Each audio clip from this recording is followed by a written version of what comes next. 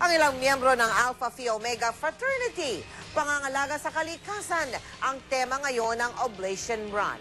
Nakatutok si Tricia Zafra.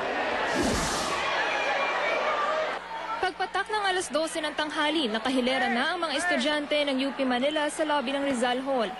Inaabangan ng isa sa pinananabikang aktibidad sa campus, ang taunang hubot-hubad na pagtakbo ng mga miyembro ng Alpha Phi Omega Fraternity o APO bilang paggunita sa pagkakatatag ng kanilang kapatiran.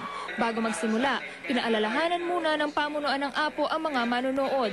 Sana higit doon sa kasiyahan na maidudulot namin sa pagtakbo. Sana paunin ninyo pagkatapos ng araw na ito at pagkatapos ng pangyayari na ito ang protesta na kasabay ng pagtakbo ng mga hubad na bayani.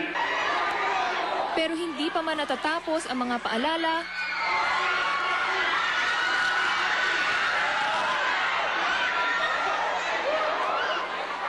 sinalubong ng hiyawan at sigawan ang humigit kumulang 30 sumali sa takbo.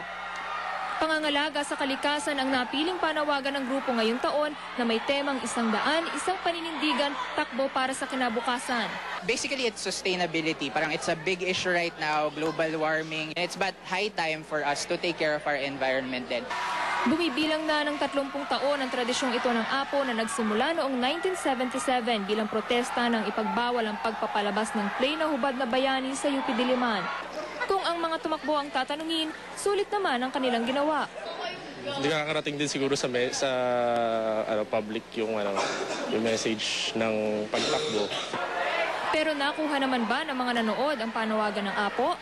Medyo lang. More on the focus ako doon sa run nila eh. Disturbing siya. Pero okay lang, for a good cause naman. So, napakita na yung message nila. Tricia Zafra, Nakatutok, 24 Oras. Ililibing na sa Pangasinan sa Linggo ang mag-amang naipit sa shoot-up